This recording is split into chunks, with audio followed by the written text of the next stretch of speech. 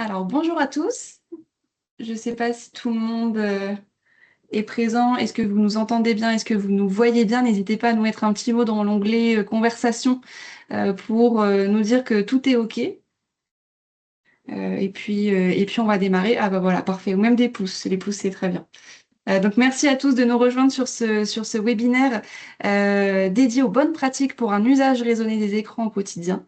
Je suis Élodie Delfrat, responsable d'activités en prévention et promotion de la santé à la Mutualité française Normandie, plus spécifiquement sur le territoire de la Seine-Maritime. Et je copilote le projet Les écrans et nous au niveau régional avec ma collègue Gaëlle Cointre qui est ici présente et qui est mon homologue sur l'antenne du Calvados. Pour celles et ceux qui nous découvrent, donc la Mutualité française, c'est le premier mouvement social français. Elle regroupe des mutuelles à but non lucratif qui sont engagées pour l'accès aux soins, en tout cas pour l'accès à la santé pour tous. Et depuis près de 10 ans, la Mutualité française Normandie travaille spécifiquement sur la thématique des écrans euh, et plus spécifiquement aussi sur l'usage raisonné des écrans à travers l'accompagnement des professionnels, la sensibilisation auprès des parents et le développement d'outils concrets et pratiques pour faciliter ce dialogue autour des écrans. Pour nous éclairer aujourd'hui sur cette thématique, nous avons le plaisir d'accueillir Flore Guattari-Michaud, psychologue, conférencière et formatrice à l'association 36912. Flore qui se présentera à vous juste après. Elle partagera avec vous des conseils pratiques pour accompagner et guider les familles, notamment à travers l'outil Maître du temps, les cartes. Donc, Maître du temps, les cartes, on va le présenter dans 2 petites minutes, qui est le nouvel outil créé par la Mutualité française Normandie et qui est sorti cette année. Voilà. Avant de commencer, juste quelques informations pratiques concernant l'utilisation de Teams ce matin. Vous n'avez pas accès à vos micros ni à vos caméras pour le bon déroulé du webinaire, mais par contre, vous pouvez toujours communiquer avec nous via l'onglet Conversation. N'hésitez pas à y poser vos questions, y noter vos remarques et nous essaierons d'y répondre voilà, à la fin, avoir un petit temps d'échange. Alors, concernant le jeu Maître du temps, les cartes, c'est un jeu donc créé par la Mutualité française Normandie et qui est à destination des familles d'enfants âgés de 6 à 12 ans afin d'explorer de manière ludique et bienveillante le numérique au quotidien. Comment gérer au mieux les outils numériques au quotidien, à la maison et en famille. Donc, c'est basé sur un système de bons écrans et le jeu va essayer de favoriser l'autonomie de l'enfant, l'application de règles claires et le plaisir partagé autour des écrans. Donc chaque semaine, il y a plusieurs choses, hein, il y a plusieurs cartes dans ce jeu. Donc il y a les bons écrans. Chaque semaine, l'enfant va recevoir un nombre de bons définis par les parents et à utiliser pour ses activités numériques préférées. Donc on n'est pas sur utiliser le bon, par exemple. Voilà, s'il a besoin pour un exposé d'utiliser Internet, il va pas utiliser un bon pour faire son exposé. Là, l'idée, c'est qu'on est vraiment sur des pratiques de loisirs et ludiques en lien avec les écrans. Donc, il va apprendre à gérer son temps d'écran de façon autonome, tout en respectant les règles établies en famille. Et puis, un moment d'échange aussi hebdomadaire qui permet de faire le point et de renforcer le rôle de maître du temps. Donc voilà, à travers ces temps-là, l'enfant va être amené à être responsabilisé, en tout cas à essayer de se responsabiliser sur sa propre utilisation des écrans. Et puis, vous pouvez effectivement retrouver dans ce jeu de cartes différentes cartes, donc des cartes papoti papota, qui permettent aussi de parler des écrans en famille. Donc avec des jeux notamment, donc cap ou pas cap, d'imiter ton parent sur un écran par exemple. Ça peut être des vrais ou faux sur la thématique. L'idée c'est de parler des écrans en famille, au-delà des bons écrans, c'est de parler des écrans en famille. Et puis des cartes conseils sur l'usage raisonné des écrans, des recommandations en termes de santé et développement de l'enfant également. Voilà. Je pense que j'ai fait le tour sur la présentation de l'outil. Il est disponible sur le site de la Mutualité française Normandie au format numérique gratuitement et au format papier directement. alors en le commandant sur le site, hein, il faut juste remplir le bon de commande. On ne fait payer que ce que nous coûte l'impression. On ne fait pas de bénéfice sur l'envoi des outils. Voilà. Je pense avoir fait le tour des informations.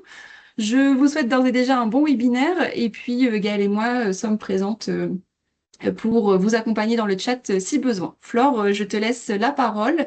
Je vais juste couper mon partage et puis je vais te laisser partager du coup le diaporama. Hop, je cherche juste comment enlever le partage. Est-ce que tu peux essayer, Flore, de partager, arrêter le Ouais, partage, simplement. Ouais. Il y avait un bouton. Voilà. impeccable. Donc, bonjour tout le monde, Flore Guattari-Michaud, psychologue. J'interviens donc aujourd'hui au nom de l'association 36912 qui propose des actions de prévention sur les écrans. Ce qui va être intéressant que l'on puisse voir ensemble durant ce webinaire, c'est la possibilité de pouvoir intervenir dès que vous le souhaitez. Quelquefois, on propose de poser les questions à la fin. Moi, je trouve ça plus intéressant que vous les posiez au moment où j'aborde quelque chose. Comme ça, on est dans le vif du sujet et ça vous permet de rester bien investi pendant tout ce moment. Et puis, quelquefois, lorsqu'on a une question, on attend à la fin. Il n'y a pas forcément de sens à la reposer et ainsi de suite. En tout cas, n'hésitez pas. Vous pouvez écrire dans le chat. Élodie ou Gaëlle pourront me relayer les informations sans aucun problème. Donc, comme de le faire, on vous a partagé l'explication du jeu, donc Maître du temps. Moi, je l'utilise et puis je vais du coup élaborer mon propos par rapport à cet outil-là, qui est une base. Ça ne veut pas dire que c'est la seule chose qu'il faut évidemment utiliser lorsqu'on va être amené à aborder les écrans, mais qui est plutôt un outil assez ludique, à savoir que les enfants, eh bien, si c'est ludique, tout de suite, ça va être beaucoup plus intéressant pour eux de pouvoir s'investir dans le dialogue plutôt que les fameuses règles où on va dire non, c'est comme ci, c'est comme ça, où là, il y a un côté où pour l'enfant, ça reste pas toujours très agréable lorsque on parle de cette manière-là. Et puis du coup, lorsqu'on aborde avec ce sujet-là les règles des écrans, ce qu'il est vraiment intéressant de voir, c'est que on est tous sur le même piédestal, c'est-à-dire qu'on aborde la pratique des enfants, mais aussi la pratique des parents. Et comme ça, il y a un côté de, bah, on est tous concernés par la place de ces écrans. Et puis toutes les petites astuces qu'il y a dedans, il y en a certaines où les parents les connaissent déjà, et c'est tant mieux. Et puis ça permet de pouvoir un petit peu explorer autrement les choses. Et puis pour les professionnels, ça permet d'avoir quelque chose de très concret pour pouvoir guider sans être dans le jugement. Parce qu'aujourd'hui, ce qu'il faut comprendre, c'est que la part des écrans prend énormément de place. Notre révolution numérique continue son cours, là, avec l'IA qui prend de plus en plus de place. Ça devient assez dingue, tout ce qui se passe d'un point de vue numérique. On peut être vite dépassé par tout ça. Et en tant que professionnel, on a envie de bien agir et quelquefois, on a malheureusement du mal à pouvoir un petit peu happer les familles sur ces sujets car on a l'impression qu'elles peuvent se sentir jugées ou on ne sait pas forcément trop l'approche. Et à travers cet outil-là, ce qui est chouette, c'est que bah, du coup, on n'est pas du tout dans l'approche de « ouh là là, c'est mal les écrans », mais bien au contraire, on dit qu'on utilise des écrans parce que ces derniers peuvent être vraiment des outils incroyables. Mais du coup, comment faire pour les garder incroyables et ne pas tomber du côté obscur de la force? Donc, je vais vous basculer tout de suite un petit support. Alors, mode présentateur. Tac. Hop. OK. Alors, où se trouve ce que je souhaite partager? C'est là. Diaporama. Hop. Voilà. Si vous... Est-ce que vous voyez mon C'est écran? parfait. Parfait. Impeccable. Donc, ce qu'il est intéressant de comprendre, la place du jeu dans l'univers de l'enfant, c'est sa base, c'est son moyen de communiquer avec le monde. L'enfant, dès sa naissance, il ne fait que d'ailleurs, on le voit, c'est la même chose chez les animaux.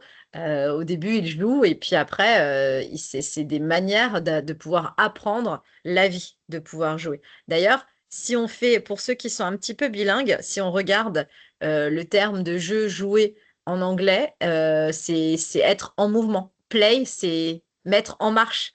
Donc, on voit bien que c'est quelque chose d'essentiel dans notre quotidien.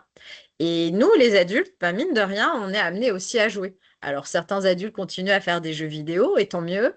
D'autres, ça va être peut-être jouer au PMU ou au loto. Mais en tout cas, le jeu, ça fait partie de la vie. Et c'est comme ça qu'on va pouvoir vraiment intégrer certains concepts et pouvoir aussi se les approprier de manière simple, intuitive, beaucoup plus que un simple apprentissage de base. Et justement, j'aimerais qu'on aborde tout ce qui est autour des apprentissages parce que aujourd'hui, ce qu'il est intéressant de voir par rapport aux écrans, c'est faire en sorte que les enfants gagnent en autonomie. Donc, pour gagner en autonomie, ça va être une partie de jeu, ça m'amuse, je prends du plaisir, ça donne sens pour moi, et petit à petit, je vais apprendre des choses, et ces apprentissages vont me permettre d'être autonome dans ma pratique des écrans et d'avoir un regard qui est plutôt bon pour moi. Et cet outil-là, ce qu'il est hyper intéressant de voir, c'est que il est composé, comme Élodie vous l'a dit, de différentes cartes. Et toutes les petites cartes, elles sont très intéressantes parce que, elles sont faites de manière assez brève, pour après ouvrir le débat. Parce que quelquefois, on peut avoir des outils où si on met plus de temps à les lire qu'à jouer, bah, des fois, on en perd un petit peu, l'envie. Alors que là, c'est très actif, c'est très rapide. Par exemple, vrai, faux, la lumière bleue des écrans n'affecte pas mon sommeil. Bon, bah alors, à votre avis, les enfants, ah bah oui, ah bah non, pourquoi, et ainsi de suite. Après, on a une petite info. Et puis derrière, bah, ça amène à réfléchir de, bah, du coup, est-ce que c'est une bonne idée de faire des écrans avant de se coucher? Oui, non, pourquoi, comment, quelles seraient les problématiques à long terme, et ainsi de suite. Et quand l'enfant est mis dans ce rôle-là d'apprenant, mais dans le jeu, je peux vous garantir que derrière, ça reste, c'est des informations qui restent pendant très longtemps. Et c'est ça qui est chouette. Parce que donner de l'information, mais une semaine après, il n'y a plus rien, bah, c'est un petit peu dommage. Donc du coup, j'aimerais vous proposer une toute petite séance de jeu. Si vous avez l'occasion de prendre une feuille avec vous. Alors peut-être que là, il y en a, ils peuvent pas, ils sont sur leur ordinateur, ils n'ont pas de feuille. Mais si vous avez une feuille blanche, ah ah, ça serait super chouette. Vous me voyez en même temps que ma présentation ou pas? Petite question. Ouais, super. Eh ben super. En tout cas, je vois que Gaëlle et Elodie ont une feuille. Donc voilà. Donc je vous propose une petite séance de pliage. C'est juste pour vous faire comprendre un concept autour des apprentissages et de l'importance du jeu. Donc on va la plier en deux. Aidez-vous d'une table. Moi, je vous montre comment il faut faire pour que vous puissiez voir un petit peu. Certains vont se dire, ah, mais je sais ce qu'elle est en train de faire. On va replier une deuxième fois la feuille.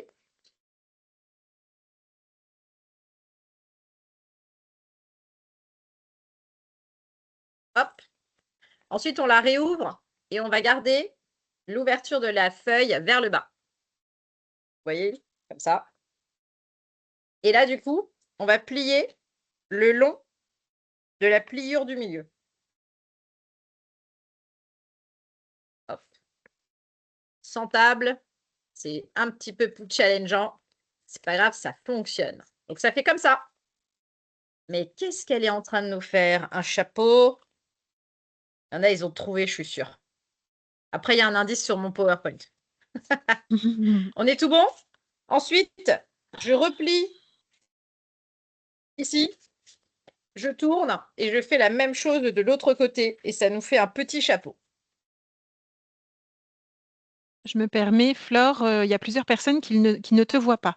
Alors, il y a Ah, peut-être une manipulation. N'hésitez pas à manipuler un petit peu ouais, dans... il faut mettre l'affichage, il faut mettre, il y a différentes formes d'affichage. Il y a uniquement le haut-parleur actif, il y a autre affichage et agrandir la fenêtre de réunion. Et si vous mettez comme ça, normalement, vous me voyez. Hmm.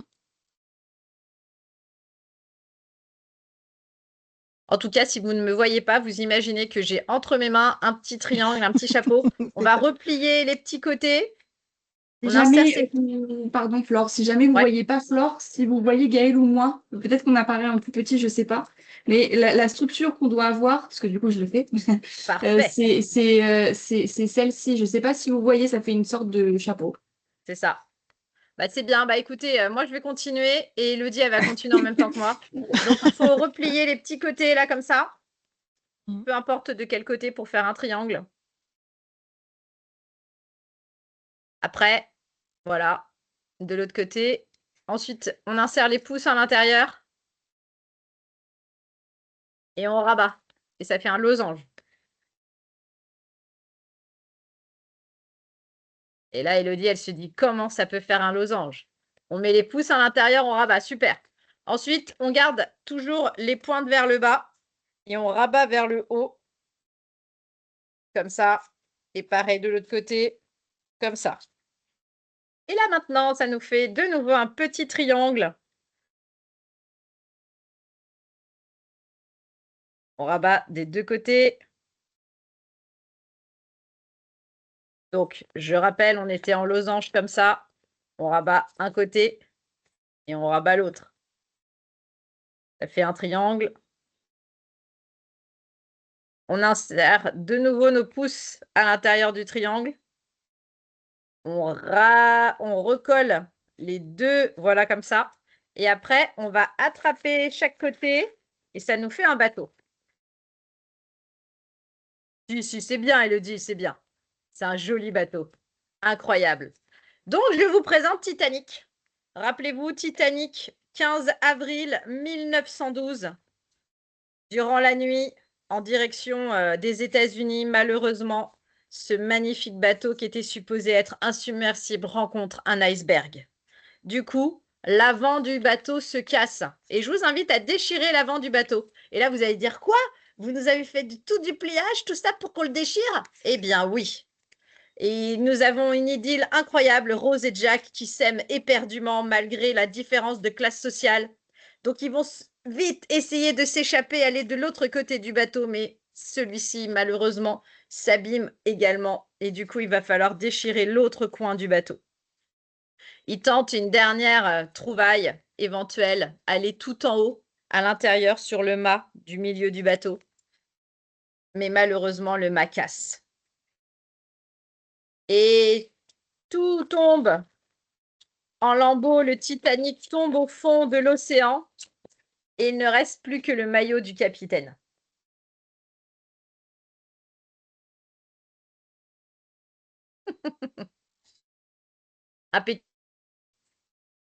Donc hop, on replie en deux la feuille et ça fait un petit t-shirt.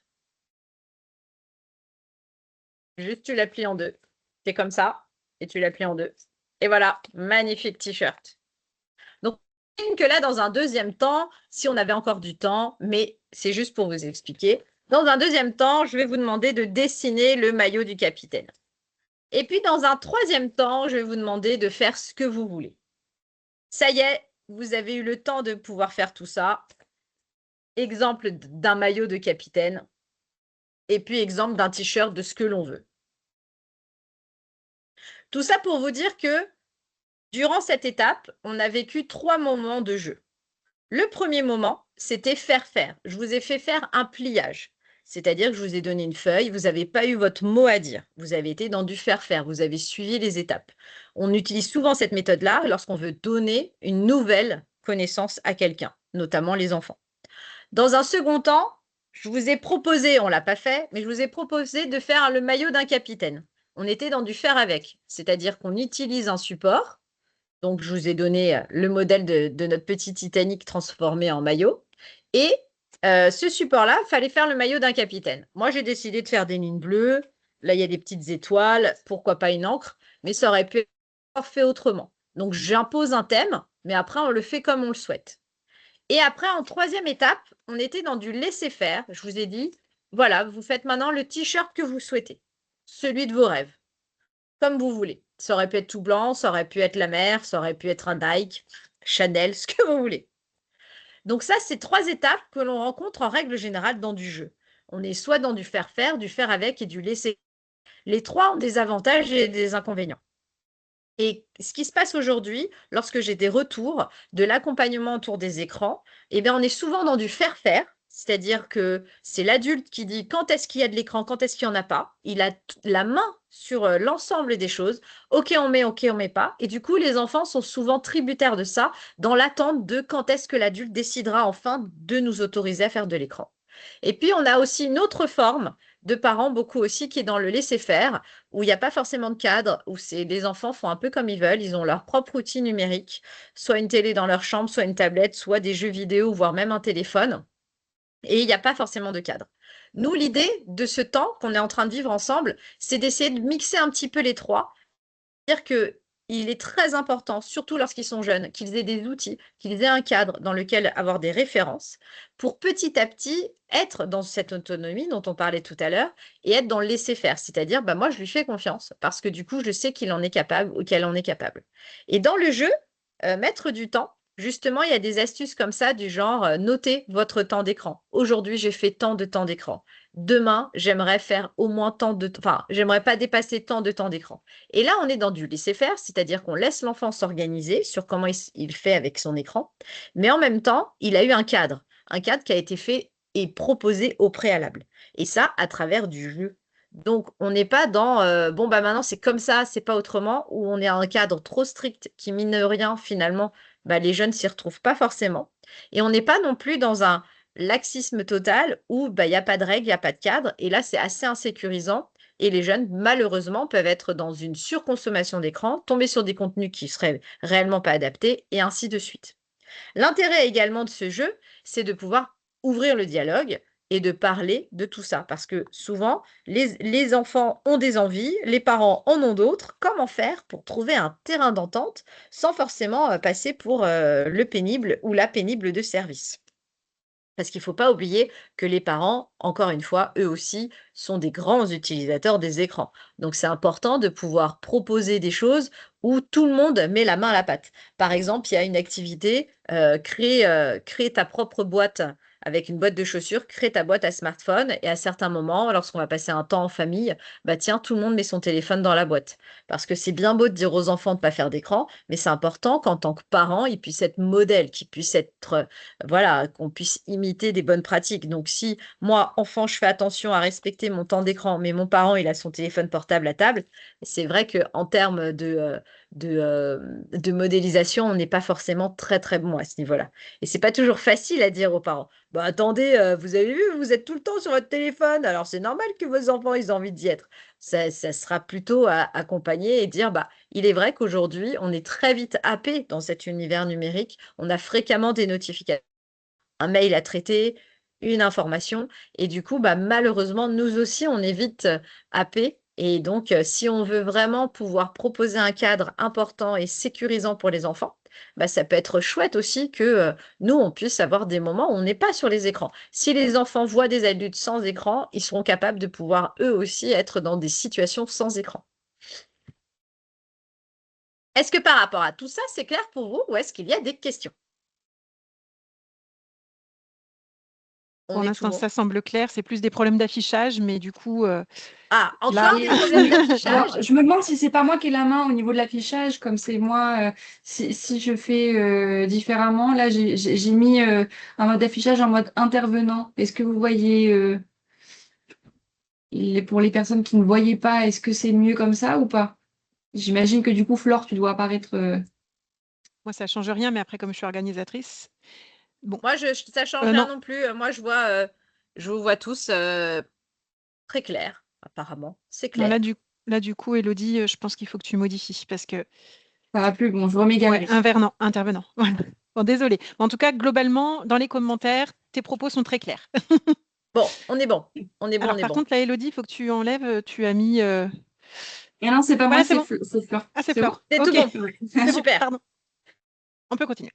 Donc, pour en revenir avec nos étapes de jeu, euh, donc, si par exemple, en tant que professionnel, vous avez des familles qui clairement, elles n'ont pas mis de cadre, elles n'ont jamais proposé de règles parce qu'au début, les enfants n'étaient pas trop dessus et puis maintenant, malheureusement, ils sont constamment sur les écrans. Dès qu'il s'agit d'aller se balader, ils ne veulent pas ou dès que on leur demande de faire leurs devoirs ou quoi que ce soit, dès que c'est terminé, ils se précipitent sur les écrans. Donc, vous l'avez bien compris, on est plutôt dans une posture laisser-faire. L'idée n'est pas être que tout dans un cadre trop rigide, mais c'est petit à petit être capable de leur proposer des choses qui vont être faciles à mettre en place et, euh, et réussir à trouver quelque chose qui soit le juste milieu entre laisser complètement faire et faire faire. Ce qui va être intéressant pour ces familles-là, à travers le jeu, donc mettre du temps, c'est d'essayer de voir justement quelles sont les problématiques que l'on rencontre avec les écrans aujourd'hui, à savoir que c'est pas tant la quantité d'écrans. On était sur ce discours-là d'ailleurs. On disait, lorsque les enfants passent beaucoup de temps sur les écrans, c'est problématique parce que ils s'abrutissent, ils développent rien et ainsi de suite, etc. Aujourd'hui, on revient pas mal dessus parce que finalement, il y a beaucoup de contenu de très grande qualité sur les écrans et en plus, les enfants peuvent être aussi acteurs. C'est-à-dire que s'ils se passionnent pour un jeu vidéo, qui soit dans de la construction et en même temps, ils vont regarder des vidéos de personnes qui sont douées dans ce jeu, donc ils vont essayer de s'informer, de voir comment débloquer tel et tel niveau pour arriver à leur fin. Et donc, ils vont aller rechercher de l'info, ils vont échanger, ils vont s'informer et donc, toutes ces étapes-là sont pas les mêmes que si on était sur TikTok pendant 3 heures à scroller.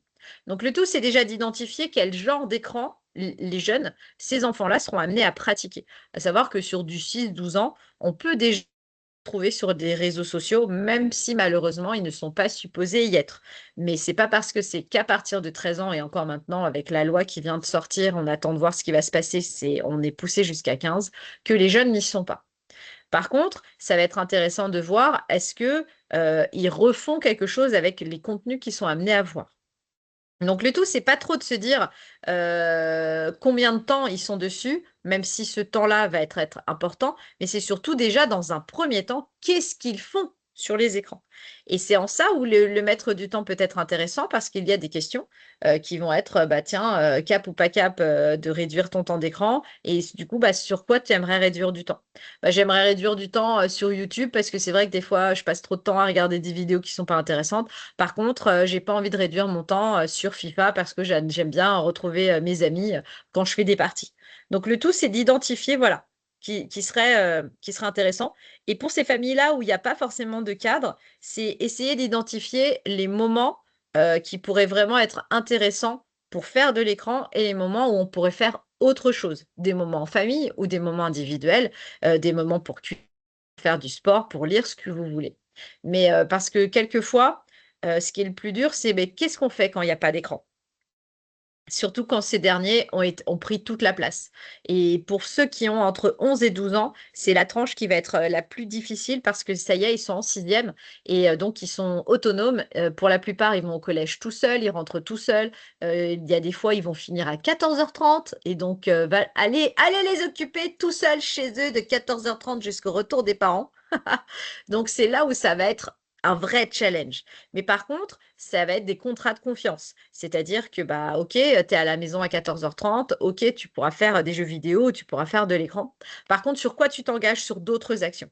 Le tout, c'est d'être, voilà, d'être dans quelque chose d'assez équilibré parce que quelquefois, lorsqu'on rencontre des familles où il y a pas de cadre et on leur dit que c'est important d'en mettre un, on peut basculer de l'autre côté. «Ah bah, moi, j'ai retiré les tablettes, j'ai retiré les jeux vidéo, bah, il y a plus rien». Et pour des jeunes qui auraient ces pratiques-là, ancrées en eux, ça peut être assez rude et pas forcément intéressant. Par contre, si on a énormément, c'est chouette que ça puisse être réduit parce que, bah, pour, pouvoir bien se développer dans la vie, on a besoin de faire d'autres choses que des écrans.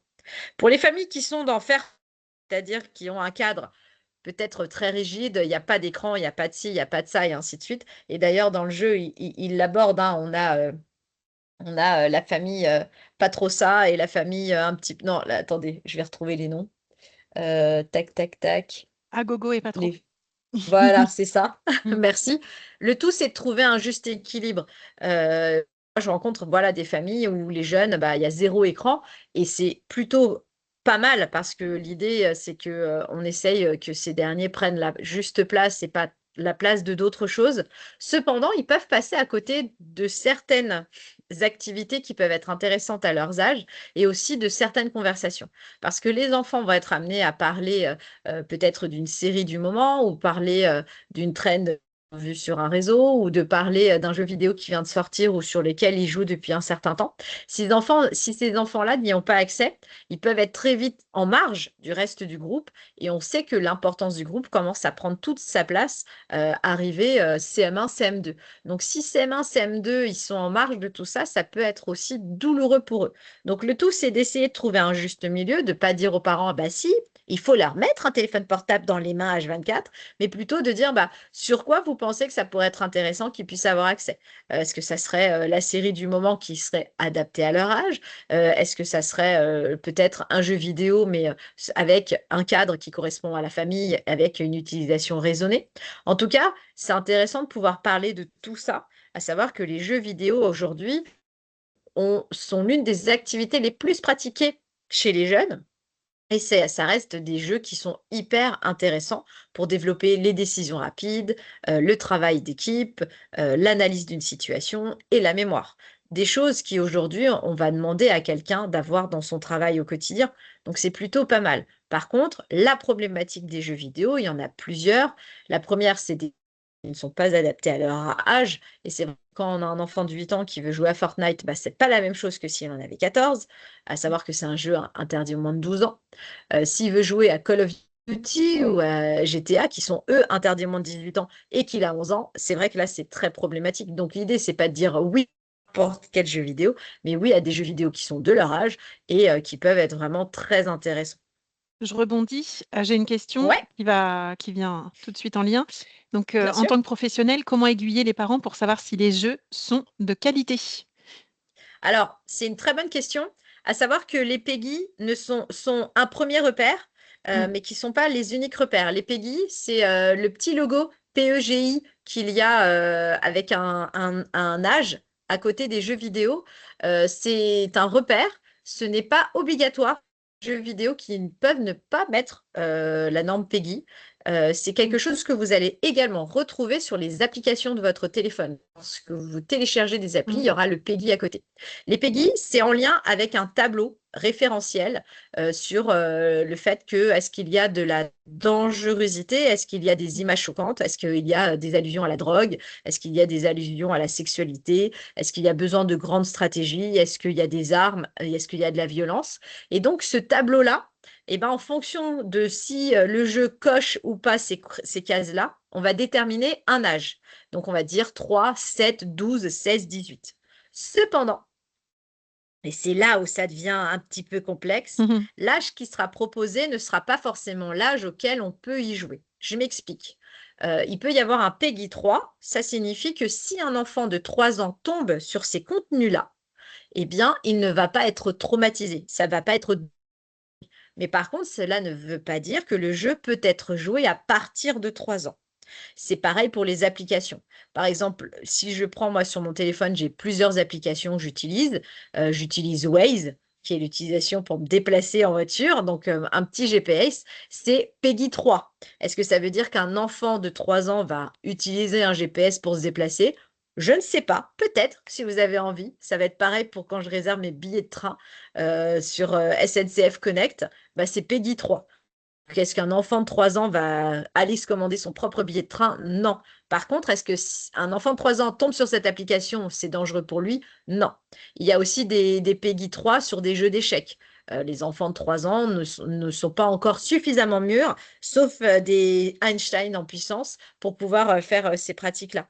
Donc, c'est là où ça peut être un premier repère, mais ça ne veut pas dire que c'est l'âge auquel on peut y jouer. Dans un second temps, ça va être intéressant d'aller sur, le site internet Pédagogeux, qui est le référentiel des jeux vidéo. À chaque fois qu'un jeu vidéo sort, ils en font une fiche descriptive. Ils expliquent l'intérêt du jeu, si, il y a, des propositions d'achat, car de plus en plus de jeux, malheureusement, sont hyper sympas. Mais quand on joue en ligne, parce que c'est l'intérêt aussi, c'est de pouvoir jouer avec les copains, et bah, très souvent, il y a des produits qui vont être proposés à l'achat. Donc faire attention, ne pas rentrer sa carte bleue dans les Switch ou dans les PlayStation, Xbox et autres choses. Et si l'enfant veut faire un achat, c'est le parent qui doit l'effectuer, ne pas enregistrer la carte bleue. Parce que derrière, une fois que c'est enregistré, autant vous dire qu'il y a des belles, très belles surprises. Et les achats comme ça, en plus, c'est pas forcément des choses hyper utiles pour le jeu. C'est juste pour avancer plus vite. On veut débloquer certaines choses, on veut avoir des coffres, on va avoir des Xbox et ainsi de suite. Et donc, bah, quelquefois, on se dit, allez, c'est 2 euros, c'est 3 euros, c'est 10 euros. C'est pas tant que ça, mais finalement, bah, la note, elle devient très, très vite salée. C'est ça aussi le problème dans les jeux vidéo comme ça en ligne, c'est que il peut y avoir des achats qui ne seraient pas l'intérêt du jeu à la base. Donc ça, de pouvoir se renseigner, de le comprendre. Et c'est vrai que quand on est parent, on s'y connaît pas en jeux vidéo, on sait pas ceux qui sont bien. Ouais, mais moi, mon fils, il me dit que tous ses potes jouent sur celui-là.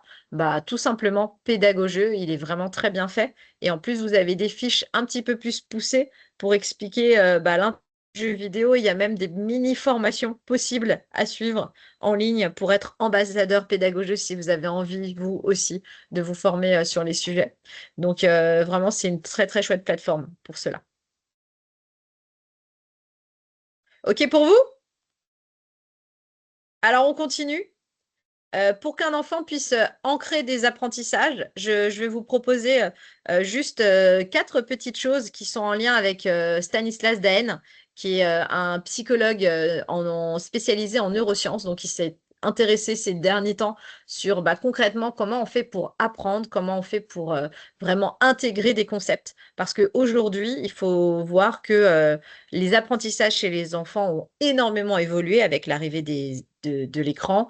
Et du coup, on est passé à une deep attention, à de l'hyper attention. C'est-à-dire avant qu'il y ait des écrans, moi, par exemple, quand j'étais petite, les apprentissages que j'ai pu vivre, on était dans du long, lent et profond. C'est-à-dire que on avait des heures de rédaction. C'est-à-dire que j'étais en primaire et on pouvait avoir juste, ah, là maintenant c'est l'heure de la rédaction, il fallait écrire, écrire, écrire, écrire.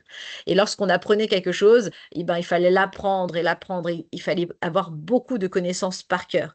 Mais une fois qu'on était dans du par cœur, de chez par cœur, de chez par cœur, on le connaissait, mais entre guillemets, pour toute sa vie. Des personnes de ma génération sont capables de pouvoir réciter encore maintenant de La Fontaine. Allez, moi, je peux vous réciter Maître Corbeau sur un arbre perché, tenait dans son bec un fromage.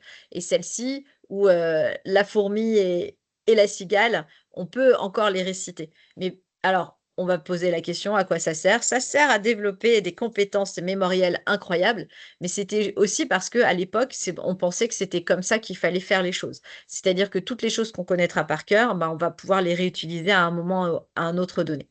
Depuis, avec l'arrivée du numérique, on s'est rendu compte que puisque le numérique va pouvoir pallier à cela, c'est-à-dire que si j'ai oublié l'information, j'ai plus qu'à aller vérifier la poche. Donc, on va changer nos manières de faire. Cependant, c'est chouette de se dire, l'info, elle est dans ma poche et je suis pas obligée d'aller au CDI ou d'aller à la bibliothèque pour avoir l'info. Cependant, du coup, on a tendance à moins mémoriser les informations, donc de l'économie de l'attention. Je vais économiser mon attention puisque cette dernière n'a pas besoin d'être mobilisée puisque je vais pouvoir réutiliser l'info quand je veux grâce à mon téléphone. Et c'est le principe même du GPS. Mon petit Waze dont je vous parlais tout à l'heure, on voit bien que grâce à lui, il m'amène à plein d'endroits, mais quelquefois, on peut faire 150 fois le même chemin et on s'en rappelle toujours pas parce que on s'en est remis à l'application. Et c'est ce que vont être amenés à faire nos enfants.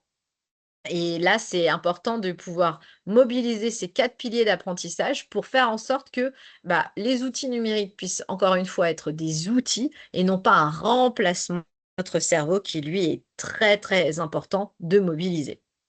Donc, Monsieur Daen nous explique que pour pouvoir apprendre quelque chose, déjà dans un premier temps, il faut être attentif. Il faut que la personne, elle soit mobilisée. Et ce que l'on reconstate sur l'utilisation des écrans, c'est que la plupart du temps, ils sont assez attentifs, les enfants, lorsqu'ils sont sur une activité dite écran. Par contre, lorsqu'on va leur faire la morale sur comment faire les écrans, ah t'as pas fait tes devoirs, et la prochaine fois, t'auras pas fait tes écrans, nanana, nanana, là, il n'y a plus l'attention. Donc, ça va être intéressant plutôt de réussir à capter l'attention. Donc, de poser quelque chose, un cadre, et vérifier que émotionnellement, la personne, elle est réellement apte à écouter. Elle n'est pas forcément en colère, triste, déçue ou dans un état émotionnel qui fait que malheureusement, elle ne sera pas attentive. Donc, c'est vraiment important lorsqu'on va aborder le sujet écran que ce soit dans un moment qui soit cool. Sauf que cependant, lorsque le cadre y tombe, c'est souvent parce qu'il y a eu un litige. Et c'est là où forcément, le propos n'est pas forcément bien entendu. Et même quelquefois, on propose des choses qui ne sont pas maintenues. C'est, puisque c'est comme ça, la prochaine fois, il n'y aura pas d'écran. Et puis la prochaine fois, il y a de l'écran. Du coup, en plus, on se contredit, c'est pas très clair. Et donc, les choses se répètent et se répètent et se répètent. Donc, premièrement, attention. Et là, depuis tout à l'heure, depuis que je parle, je sais que vous êtes tous méga attentifs, ce qui fait que vous êtes déjà dans une très bonne phase d'apprentissage, n'est-ce pas? Deuxième, l'engagement actif. le fait d'être acteur de ce que l'on est en train de faire. Et c'est en ça où, du coup, notre petit jeu, il est hyper intéressant. Dire qu'on va poser des questions aux enfants. Si je leur dis un cap ou pas cap, voilà, cap ou pas cap, pour des 6-9 ans, d'organiser un concours de photos de la plus belle grimace à afficher dans la maison. Ils vont être dans un engagement actif, ils vont à ce moment-là, du coup, se mettre en action, prendre des photos, voter pour la plus belle photo, ils vont devoir réfléchir et ainsi de suite. Donc, du coup, on va être capable d'être dans la deuxième phase de l'apprentissage. Le troisième, retour sur ses erreurs. Les erreurs sont un axe fondamental pour pouvoir progresser. Si je ne fais pas d'erreurs, comment je sais ma marge de progression? À savoir que les erreurs sont un outil hyper intéressant et non pas quelque chose de mal vu. Cependant, on est dans une société où aujourd'hui, lorsqu'on dit qu'on est en échec ou qu'on fait des erreurs, en général, c'est mal vu. On est supposé savoir tout faire parfaitement, n'est-ce pas? Eh ben oui, on va être dans de grandes difficultés si on espère qu'il n'y ait jamais bien au contraire. Il y a Nelson Mandela d'ailleurs qui disait qu'il ne perdait jamais. Soit il apprend, soit il gagne. Moi, j'aime bien comme philosophie. Donc, retour sur les erreurs. Tiens, cap ou pas cap, on revient à notre cap ou pas cap, faire la plus belle des photos. Et ben, tiens, il a remarqué que sa sœur, elle avait fait une plus belle photo parce qu'elle avait pris le temps de poser et puis elle avait zoomé d'une certaine manière, etc. Et il se dit, bah tiens, que lui, pour la prochaine fois, peut-être qu'il ferait une photo de ce genre-là et ainsi de suite. En tout cas, on voit que le retour sur l'erreur est quelque chose vraiment de primordial et vraiment de très, très fort. Et enfin, pour finir, nous avons la consolidation. Comment on fait? C'est-à-dire qu'on va résumer tout ce qui vient de se passer. Donc, hop, les enfants, j'ai votre attention. Je vous propose de faire un petit jeu sur les écrans afin qu'on essaye de mettre un cadre ensemble et qu'on se dispute moins sur ce sujet et qu'on y retrouve toute notre place. Ok, bah, je vous explique les règles du jeu. Voilà, là, il y a plein de cartes. Je vais les mélanger. On en pioche une, on voit ce qui se passe et peut-être qu'on aura un défi, peut-être qu'on aura un débat et on voit ce qui se passe. On est acteur durant le jeu, donc on est à l'étape 2. Si on se trompe, eh ben, on a des réponses. Du coup, bah, pour la prochaine fois, on saura faire autrement. Et la consolidation, c'est on fait un résumé de tout ce qu'on vient de vivre. Donc, une fois qu'on aura joué, on pourra dire, bah, en tout cas, j'ai passé un chouette moment. Moi, j'ai beaucoup aimé ta photo et en effet, on va l'afficher dans le salon. Bah, en tout cas, j'ai aimé ce moment et à la suite de ce moment-là, eh ben, on est tous d'accord que à partir de maintenant, dès qu'on passe à table, plus personne n'est sur un écran. Et ce jusqu'au coucher, sauf si, il y a un instant télé ou s'il y a autre chose. Mais voilà la règle qu'on s'est dit durant le jeu. Et ce moment de consolidation, il est primordial parce qu'il permet de refaire un bilan sur le 1, le 2 et le 3 et de voir les fois d'après comment on va pouvoir faire. Ces 4 piliers, vous pouvez les mettre en application sur n'importe quel apprentissage. Mais on voit bien, par exemple, quand on passe son permis, qu'on est acteur. Si on devait passer son permis que en théorie, beaucoup de personnes l'auraient, mais sur le terrain, eh ben, il y aurait pas mal d'accidents.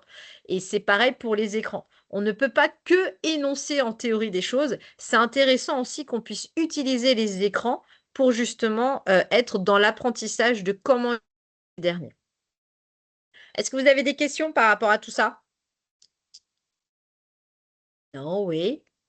Formidable. Eh bien, on continue. J'ai un commentaire, Ici, mais peut-être qu'on l'abordera après. Je pense que oui, tu vas peut-être en pas parler. de souci. Mm. L'importance du temps et du cadre. Donc, le rapport au temps dans le jeu, les sanctions positives, négatives versus punition. Alors, souvent, on va vous dire, mais comment on fait quand ils ont abusé, ils ont fait trop d'écran, est-ce qu'on peut les priver d'écran et ainsi de suite, etc. Donc, dans ce jeu de cartes, nous avons des cartes bonus, un temps d'écran en plus, qui sont justement des choses à donner à l'enfant en fonction de, bah, déjà dans le jeu, s'il gagne du temps d'écran. Donc, c'est plutôt pas mal. En général, ils sont hyper contents. Et puis, c'est intéressant justement de voir c'est quoi une sanction positive, c'est quoi une sanction négative et c'est quoi une punition. Je ne vais pas vous faire la lecture du petit Robert sur ces mots-là, je vais faire quelque chose de plus général. Mais déjà, le terme sanction, c'est un terme qui est neutre. On sanctionne par exemple d'un diplôme, voilà, lorsque on va valoriser quelqu'un, c'est une sanction dite positive. Par contre, une sanction négative, c'est justement l'enfant a joué trop près des fenêtres avec son ballon, il a cassé une vitre. Eh bien, peut-être que dans un second temps, il sera privé de ballon, le temps que les vitres soient réparées et puis le temps qu'il comprenne que c'était une action qu'il ne fallait pas qu'il fasse. Donc, la privation peut être une sanction négative à partir du moment où il y a un lien direct avec ce qui s'est passé. Souvent, c'est là où c'est compliqué, c'est de trouver un lien entre ce que a fait le jeune et la sanction qui serait la plus adaptée. Par exemple, moi, je grille un feu rouge, je me fais arrêter par la police. La sanction la plus adaptée serait qu'elle me retire des points, voire je paye une amende. Les deux qui risquent de se passer. Si elle me dit: «C'est pas bien madame, vraiment, ouh là là, attention la prochaine fois» et je continue, je n'aurais pas eu de sanction, mais ça aurait été un cadre un peu laxiste et qu'est-ce qui va faire que la prochaine fois je ne vais pas le refaire? Peut-être pas grand-chose. Bien au contraire, je vais me dire: «Bah, finalement, il se passe rien quand je sors du cadre. Allez, je vais peut-être pouvoir, me permettre de recommencer». À l'inverse, si j'ai vraiment la sanction qui tombe, bah, les fois d'après, bizarrement, je ne grille plus de feu rouge pendant très, très, très, très longtemps. À savoir que normalement, on est bien d'accord que ça devrait être quelque chose qui n'arrive jamais. Mais bon, des fois, sans faire exprès, ça peut arriver malheureusement. Et à l'inverse, si la police, elle me dit: «Oh là là, madame, vous avez grillé un feu rouge, ça va pas, du coup, je vous retire un pneu». Bah, là, je vais me dire: «Bah, attends, c'est un peu étonnant comme sanction, ça n'a pas de rapport». Donc même si c'est sur la voiture, ça n'a pas de rapport direct avec ce que j'ai fait. Donc on voit bien qu'une sanction doit être en rapport avec l'action. Donc je sais que j'ai un certain nombre de points, bah, je perds des points et jusqu'à ce que si j'en ai plus, bah, malheureusement, là, je suis privée de mon permis. Ça va être pareil avec les écrans. Si les enfants sont dans de l'abus d'écran, c'est important de réduire leur consommation d'écran. Par contre, on ne va pas leur priver de dessert, ça n'aura pas de sens. À l'inverse, l'enfant n'a pas de bonnes notes, bah, le privé d'écran pourrait être un peu étonnant parce qu'il y a pas de rapport direct. Par contre, là où il y aura un rapport, c'est de dire: «Je constate que tu travailles moins, j'ai besoin que tu travailles plus, donc si les écrans prennent trop de place, on va les réduire pour que tu travailles plus» et là, ça a du sens. Mais quelquefois, en fonction de l'état émotionnel de l'enfant, eh ben, on va avoir un peu souvent la tendance de sortir la carotte de l'écran et il faut que l'enfant comprenne que l'écran est une activité, que c'est un moment sympa pour lui mais que c'est pas la seule chose dont il aurait le droit pour pouvoir bénéficier de récompenses autour de l'écran. Et ça va lui permettre ainsi d'être plus autonome et d'avoir un meilleur rapport à l'écran. Donc ça va être important. Le rapport au temps dans le jeu, donc dessus, donc on dit voilà, dans le jeu, c'est pour ça que ça s'appelle mettre du temps les cartes, bon pour un temps d'écran. C'est important de se dire, bah, c'est combien de temps concrètement le jeune, les parents estiment que c'est intéressant qu'il soit sur l'écran et c'est surtout combien de temps sur une journée, sur une semaine. Essayer d'établir, à peu près des temps de consommation, mais qui correspondent à des temps sur lesquels le jeune est capable aussi de tenir sur une autre activité. Par exemple, si c'est un joueur de tennis et qu'il est capable de faire 2 heures de tennis par jour, on peut peut-être se dire qu'il est capable de tenir 2 heures sur une activité. Après 2 heures, ça reste quand même très, très long. Mais par contre, on est d'accord que le tennis, c'est rare qu'on joue 4 heures. Même un il y a des pauses, et cetera, ça va être assez exceptionnel. Donc c'est là où c'est intéressant de voir toutes les activités que l'enfant va être amené à faire, de toutes les combiner ensemble et de voir ce que le temps écran ne soit pas l'activité qui prenne le plus de temps. Et c'est en ça où c'est important de savoir combien de temps le jeune, il s'occupe déjà et qu'est-ce qu'il fait de ce temps-là? Ainsi, à travers le jeu, on va avoir, bah, voilà, des petits conseils, sur, bah, qu'est-ce que je pourrais faire d'autre? Le temps d'usage de recommandation, donc écrit 6-8 ans, 30 minutes, 8-10 ans, 45 minutes. Donc ça, c'est ce qu'il y a de préconisé. Ça ne veut pas dire forcément que c'est ce qu'il y a de fait, mais c'est juste pour rappeler que le temps d'écran, c'est une activité. C'est comme de la peinture. Est-ce que les enfants, ils vont réellement faire 4 heures de peinture? Alors, à moins d'être des grands passionnés de peinture, et tant mieux. En général, le temps qu'on installe la peinture, ils ont déjà terminé. Et souvent, on se dit: «Ah non, on va pas faire la peinture». Ça met plus de temps à installer, à désinstaller que vraiment à en faire. Donc, c'est important de se dire le temps que je passe à autre chose. Alors, certains parents vont vous dire, bah oui, mais ils ont été à l'école toute la journée, du coup, c'est pour se reposer un peu et ainsi de suite. Oui, et tant mieux, mais le temps écran reste une activité. Ce n'est pas la seule activité possible. Une punition, comme je l'ai dit, pour revenir un petit peu sanction positive, négative, une punition, c'est une action qui n'a pas de lien direct avec ce que le jeune a fait et en plus qui peut quelquefois être humiliante ou très désagréable. La fameuse punition où on met au coin, en face au mur. Regarder un mur dans le coin ne nous a pas forcément permis de développer plus de neurones. Ça se saurait, sinon on serait tous dans le mur pour être super intelligents. Mais c'est intéressant de pouvoir se dire que toute action que l'on va mettre en place, qu'elle soit positive ou négative, doit être en lien avec ce qui s'est passé. Et l'outil du maître du temps est très intéressant pour ça parce qu'il va proposer plusieurs choses à faire pour que justement l'enfant soit acteur, comprenne les choses et soit responsable de ses actions.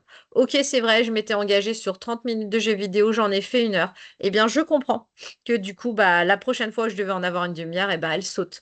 Et ça met du lien, mais parce que ça a été évoqué en amont et ça a été posé comme cadre. Par contre, si on l'a jamais dit et qu'on lui dit ah bah t'as pas respecté, bah du coup bah t'es privé d'écran pendant 1 semaine, même si le jeune peut comprendre qu'il y a eu un abus, ça peut être est vu comme une vraie punition parce que ça n'a pas été annoncé au préalable. Le permis, quand on le passe, on sait que si on sort du cadre, on va perdre nos points. Alors que par contre, si on sort du cadre, on va partir, on va pas perdre une roue de notre voiture.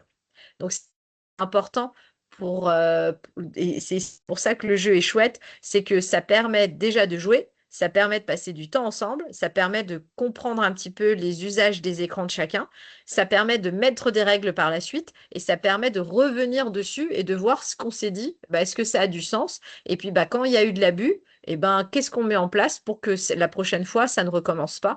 Donc, on responsabilise, on développe l'autonomie et tout le monde est gagnant. Et ça vient justement à mon propos suivant, qui est l'intelligence multiple et l'autonomie. Il faut savoir que les enfants aujourd'hui, ils sont super autonomes sur les écrans, voire même très souvent quand je pose la question aux parents en leur disant, mais à votre avis, est-ce que les enfants sont amenés à être plus autonomes, en tout cas, est-ce qu'ils gèrent mieux les écrans que vous? Et la plupart du temps, ils répondent oui. Alors c'est un leurre, ils ne se débrouillent pas mieux. C'est juste que bah, vu qu'ils y passent beaucoup de temps, ils comprennent certaines choses, ils sont assez intuitifs et puis, c'est quelque chose qu'on peut très rapidement apprendre de façon autodidacte, donc c'est normal. Cependant, les adultes restent, eux, en général, les personnes qui peuvent vraiment savoir comment ça marche. Le tout, c'est de prendre le temps. Alors, sur les jeux vidéo, des fois, on s'y connaît pas, donc ça veut dire bah, aller se renseigner. Tiens, TikTok, bon, bah, j'en ai entendu parler, mais je sais pas ce que c'est. Il y a des tutos TikTok pour les nuls. J'exagère, mais c'est plutôt pas mal et c'est plutôt bien expliqué. Le tout, c'est d'aller chercher les infos et continuer à encadrer l'enfant. L'enfant, pour qu'il gagne en autonomie et en responsabilité, il faut qu'on puisse le mettre dans des conditions qui soient les meilleures possibles. Les laisser faire tout seuls, c'est très bien, mais ça ne veut pas dire qu'ils auront les bonnes pratiques. D'ailleurs, aujourd'hui, lorsqu'on leur demande de rédiger un CV, laissez tomber l'enfer sur terre, là, à quoi ils ressemblent les CV. Alors, ceux qui ont un petit peu de jugeote, ils seront capables d'aller sur Canva, de voir des CV déjà plus ou moins proposés et puis juste remplir les cases, etc. Mais il y en a d'autres, ils ne savent pas quelles sont les infos à donner, dans quel ordre, quoi dire, quoi faire, et ainsi de suite. Mais parce que ces outils-là, ils ne les utilisent pas. Ils utilisent très peu d'outils finalement. Ils sont beaucoup dans de la consommation d'écran. Donc, ils vont voir des vidéos, ils vont regarder des photos, ils vont communiquer entre amis dans un langage français à peu près orthographiquement lisible. Mais c'est tout, ça s'arrête là. Donc, c'est les adultes en général qui sont quand même les plus à même à savoir utiliser ces outils-là. Donc, c'est à eux de les accompagner à savoir comment bien les utiliser. Aujourd'hui, on se rend compte grâce aux neurosciences qu'on a une intelligence multiple. C'est-à-dire que pendant très longtemps, on croyait qu'on avait un cerveau de maths, un cerveau autour du langage, le français, et un cerveau autour de la logique et de la perception du temps. Aujourd'hui, bien au contraire, on se rend compte qu'on a une intelligence multiple, on a plus de 8 formes d'intelligence possibles, et encore maintenant, les neurosciences reviennent dessus pour dire qu'en fait, on aurait encore peut-être plus d'intelligence que ça. Tout ça pour vous dire que dans ces intelligences multiples, les écrans vont répondre à certaines, mais pas toutes. Donc, dans nos intelligences multiples, on a une intelligence par rapport à la nature, par exemple, d'être en lien avec la nature, que ce soit aimer marcher en forêt, que ce soit aimer être au contact de la mer ou s'occuper de son jardin, faire un potager et ainsi de suite. Tout ça, les écrans ne vont pas pouvoir répondre à cette intelligence-là. On va avoir aussi tout ce qui est autour de l'introspection. C'est le fait d'être seul avec soi-même, de pouvoir être, voilà, de pouvoir se retrouver avec ses pensées, de pouvoir se retrouver seul, de pouvoir être dans le silence. Ça, les écrans vont pas répondre à cette intelligence-là. Et elle est pourtant essentielle pour pouvoir justement faire des moments de pause, se retrouver avec soi-même pour pouvoir après de nouveau se retrouver avec les autres. Donc, pour pouvoir aussi permettre à répondre aux besoins qu'on a tous, ça peut être intéressant aussi de réduire cette consommation pour que notre cerveau puisse développer toutes ses appétences. Et pour finir sur l'autonomie, ce qu'il est intéressant de comprendre, c'est que l'autonomie, c'est un socle très fort pour pouvoir développer la confiance en soi. Si je permets à l'enfant d'être autonome sur ses pratiques numériques, en lui disant: «Bah, je te fais confiance, je t'accompagne, comme ça, là, j'ai besoin de vérifier ça et puis quand je vois qu'en grandissant, tu es de plus en plus autonome, donc je suis moins derrière toi et je te laisse plus faire». L'enfant, il va développer la confiance en lui parce qu'il va se dire: «Bah, je me sens apte à savoir me gérer. Je vois que mes parents me font confiance, donc cela me conforte dans le fait que je suis capable et il va y avoir une boucle vertueuse. L'autonomie, c'est vraiment le socle pour développer cette confiance et l'estime de soi et c'est ce qui va être primordial dans le développement du jeune, notamment en vue de son adolescence. Parce que là, on est en train de parler de 6-12 ans, mais la préadolescence, elle apparaît entre 9 et 10 ans et c'est un moment assez charnière où il va se passer plein, plein de choses, où justement on a tendance à perdre confiance en soi, on a tendance à sortir du cadre, on a tendance à faire plein de bêtises et puis du coup, bah, si on augmente, tout ce qui est autour de l'autonomie, ça permet du coup d'augmenter tout ce qui est autour de la confiance en soi et ça va être important, surtout pour faire face aux réseaux sociaux qui, ces derniers, peuvent être assez durs et on va rencontrer d'autres difficultés lorsqu'ils seront plus grands, comme, le cyberharcèlement, comme, un manque de confiance en soi parce que les corps des autres sont magnifiques et ainsi de suite. Donc, si dès le départ, sur cette tranche d'âge, on arrive à bien les outiller et à qu'ils gagnent en autonomie et ainsi de suite, bah, derrière, c'est un vrai cadeau, pour la suite dans leur développement. Est-ce que vous avez des questions par rapport à tout ça? Alors, oui, tout ce que vous venez de nous partager, est-ce que les familles peuvent l'avoir dans le cadre d'une consultation comme les CJC pour les 12 ans et plus? Est-ce que tu sais répondre à cette question? Oui, normalement, toutes les structures, qui accueillent proposent des accompagnements, justement pour les familles, pour parler de ça et puis pour essayer de proposer un cadre, et c'est ça qui est intéressant et ce qui est chouette aussi dans des consultations comme ça, c'est que, le professionnel, il est pas là pour dire aux parents, «Je vais vous apprendre à être parent» et pour dire à l'enfant: «Bah, je vais t'apprendre à savoir faire avec les écrans». On est plutôt dans quelque chose de collégial et de dire: «Bah, c'est vrai que les outils numériques, ça arrivait tellement vite, on ne sait pas forcément comment faire. Maintenant, voilà, il y a une base à savoir, c'est celle-ci». Donc oui, c'est possible. Sachant avant 12 ans, la dame, explique qu'elle ne peut pas les orienter parce qu'on lui dit qu'ils sont trop jeunes puisque les consultations jeunes consommateurs, c'est pour les plus de 12 ans. Mmh, Tout dépend, franchement, de la consommation. mmh, Parce que si on est sur du 11 ans et il est à plus de 6 heures d'écran par jour, mmh. on peut dire en tout cas, c'est une 1 sonnette d'alarme, même si la structure n'accueille pas et de partager ses inquiétudes, Mmh. signifier que, là ça reste quand même beaucoup, quoi. Mmh. Et une autre question, donc si l'enfant demande à être récompensé quand il aura réussi à diminuer son temps d'écran, que faire? Bah, c'est super. Moi, quand j'ai super bien travaillé, mon patron, il me fait des primes, hein. Ça peut avoir du sens à partir du Mmh. moment où c'est annoncé à l'avance. Mais c'est pas, parce qu'il l'a fait une fois que du coup il gagne le jackpot. C'est une personne en général, ce qu'elle a une prime, c'est qu'elle a fait, pendant plusieurs mois, c'est souvent sur une année. Alors, on va peut-être pas lui dire l'année prochaine, Mmh. puisque tu t'es bien comporté, tu auras gagné 5 minutes de jeux vidéo en plus. Mais par contre, ça peut être intéressant de dire, bah voilà, moi là, je vois que c'est difficile pour toi, on se dispute beaucoup sur les écrans. À chaque fois, je te demande d'arrêter et ça part en cacahuète. Si pendant 2 semaines de suite, tu arrêtes l'écran en temps et en heure et tout se passe bien, il n'y a pas de dispute, eh ben moi, je suis prête à te redonner 10 minutes, 15 minutes, 20 minutes de rab le week-end, mais en one shot sur une autre fois. Mais il faut il faut que le jeune ait fait plusieurs fois l'effort pour pouvoir bénéficier de ça. Mais c'est vrai que s'il l'a fait une fois, on va pas récompenser une fois parce que enfin, il faut que ça donne du sens. C'est comme pour tout. Mais ça reste intéressant et c'est motivant. D'ailleurs, si on leur dit, bah là concrètement, si pendant tant de temps tout se passe bien, tu auras le droit à en faire plus, vu qu'eux, ils veulent en faire plus, ils vont faire en sorte d'en avoir plus. Donc en général, c'est plutôt, un bon leitmotiv. Et j'avais donc le commentaire tout à l'heure que je te relis. Voilà. Certains parents souhaitent mettre un cadre de confiance, mais les enfants ne respectent pas les règles avec un comportement entre guillemets «addict» et les parents sont obligés de tout couper. Donc ça, je pense que voilà, c'est une situation dont on te fait part, régulièrement. Oui, alors quand c'est trop litigieux, c'est que le cadre est malheureusement trop large et ça veut dire qu'il faut le réduire encore un peu. Donc si un enfant, à chaque fois il y a l'écran, il tape des pieds, il en veut Mmh. plus et c'est source de conflits fréquents, c'est qu'il est pas capable de réguler ses émotions et que souvent c'est qu'il en a trop consommé.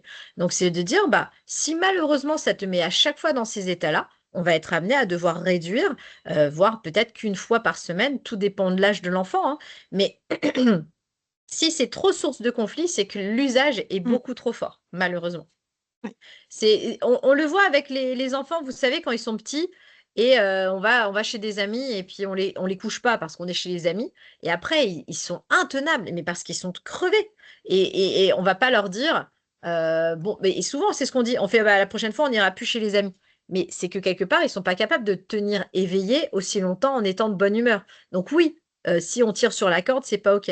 Donc oui, si on veut qu'ils soient entre guillemets «bien», bah, en fait, il faut les coucher tôt. Mmh. C'est aussi simple que ça et c'est pas en allant tous les soirs chez des amis et en les couchant tard qu'on espère que leur comportement va pouvoir s'améliorer. C'est que leur, besoin malheureusement n'est pas on n'y a pas répondu et quand on est face à un écran, c'est tellement passionnant l'écran, il se passe tellement de choses et en même temps émotionnellement, ça nous prend tellement d'énergie que si une fois que ça s'arrête, bah, on bascule du côté obscur et ben, c'est que ça a été un trop plein et donc Mmh. c'est pas OK pour l'enfant. Donc là, il faut en effet réduire. Merci. De rien. Pour finir mon propos, juste, si vous êtes amené à faire des actions de prévention sur les écrans, et c'est important que vous ayez des actions fil rouge, c'est-à-dire que si vous voulez faire un café des parents ou si vous voulez faire un jeu ou des débats, ce que vous voulez, c'est important qu'il y ait fréquemment des actions autour de l'écran parce que le one shot est inefficace. Si je fais une fois de la prévention sur les écrans, mais après je n'en reparle plus du tout, les premiers jours on y pense et puis petit à petit ça disparaît. Alors que si par contre, j'en ai parlé une fois en janvier et puis après en Mmh. mars, on relance, quelque chose autour de ça, eh bien ça réactive justement, tout ce qu'on s'est dit et on rentre dans nos 4 piliers de l'apprentissage. Donc je relance, je remobilise de l'attention, je action. Ah bah tiens, je me rappelle qu'ils avaient dit: «Il faut éviter, les écrans 1 heure avant de se coucher». Ah oui tiens, bah, je donc on retourne sur, un petit retour sur les erreurs et on consolide ce qu'on s'est dit et ainsi de suite. Merci beaucoup. Alors j'ai beaucoup de demandes, oups, voilà, c'est bon. De demandes. Alors je réponds en même temps, voilà, c'est le cerveau, avec ses multitâches. Donc on me propose une nouvelle thématique, les bienfaits des écrans, pour pouvoir attirer les parents. Parce qu'en fait, on a eu des échanges tout à l'heure dans le cadre du COPIL, les écrans et nous, et on se disait que c'était difficile d'avoir, les parents en temps d'intervention. Hop, donc est-ce que vous avez d'autres questions? Moi, je réponds sur le chat, avec mes coordonnées pour, le Calvados. Oui, donc est-ce que l'association 36912 peut intervenir dans les écoles? Est-ce que vous faites des fois des interventions en école? Oui, Oui. ouais. Donc oui, madame Marie, l'intervention, l'association peut Oui, il intervenir. peut y a Mmh. à savoir que s'il y a une intervention dans les écoles, si c'est dans les classes, C'est intéressant que ça puisse être combiné avec une conférence pour les parents Ouais. pour que justement on n'est pas dans du one shot, c'est-à-dire Mm. qu'il va y avoir des outils, des temps d'échange créés auprès des élèves et derrière il y aura une conférence pour les parents et les professionnels, ça peut être pas mal, et que ça soit inscrit dans un projet de l'école. Par exemple, ils veulent se lancer des défis, nouer les écrans ou ce que vous voulez, mais c'est important que ça s'inscrive dans un vrai projet. Mais oui, Ouais, c'est faisable. tout à fait. Parfait. Ben, écoutez, il est 12h04. Est-ce qu'on a le temps pour une dernière question? Est-ce que quelqu'un a un Moi, commentaire, oui, une petite c'est vous. question? C'est plus pour vous en direct. En tout cas, j'ai des remerciements. Euh, Webinaire très intéressant. Mais l'idée, en tout cas, de soulever par une personne au niveau du COPIL, c'était peut-être d'aborder le sujet des écrans. Hop, je reprends le commentaire. Plus que de parler d'autonomie, aborder en fait le sujet des écrans avec les parents en parlant d'autonomie, ce serait peut-être plus porteur et aussi notion de confiance en soi. C'est ce qu'il va falloir qu'on travaille pour l'année à venir. Eh bien, écoutez, si vous n'avez plus de questions, hop, je vous propose qu'on conclue ce temps de webinaire. Donc, merci en tout cas à toutes et à tous pour votre participation à ce webinaire. Donc, merci beaucoup à toi, Flore, pour ton intervention, pour tes précieux Avec conseils et pour plaisir. ton expertise. Donc, merci à toutes et à Merci à tous. vous. Merci. Merci à toutes et à tous pour votre participation. Sachez qu'en tout cas, votre rôle est très, très important dans l'accompagnement des parents et des familles et nous espérons que tous ces échanges vous seront utiles dans votre pratique professionnelle au quotidien. Donc, comme annoncé, l'outil Mettre du temps les cartes est disponible pour vous permettre de mettre en pratique ce que nous avons vu aujourd'hui. Donc, vous pouvez le retrouver sur notre site internet www.normandie.mutualite.fr. Donc, bah voilà, Elodie l'a envoyé dans la conversation. Donc l'outil, il peut être commandé, comme l'avait Flore, en format vraiment jeu de cartes. Donc il est vendu au coût réel de reproduction. Donc il faut compléter le formulaire disponible en ligne. Sinon, sachez que vous pouvez aussi retrouver, comme tous nos autres outils, une version gratuite et imprimable qui est proposée donc aussi sur notre site au niveau de la mutualité. Donc pour tout besoin d'accompagnement, n'hésitez pas à contacter notre équipe prévention. Donc nous sommes présents dans l'ensemble des départements de Normandie. Vous avez une adresse générique qui est prévention@normandie.mutualite.fr. Pour le Calvados, j'ai transmis mes coordonnées dans la conversation, mais pour tous les autres départements, n'hésitez pas à utiliser l'adresse de notre service, on vous réorientera. Et puis donc, on vous invite à visionner le webinaire si besoin. Donc, n'oubliez pas, il sera disponible pendant un mois pour que vous puissiez soit le partager avec d'autres collègues ou le revoir. Et effectivement, le lien vous sera envoyé par mail. Donc, ce sera un lien vers une vidéo YouTube. Voilà. Donc, merci encore à toutes et à tous pour votre participation et pour votre engagement. Et nous vous souhaitons une excellente continuation et une très belle journée. Merci, merci Merci. Fleur, merci Elodie. Au revoir, à bientôt.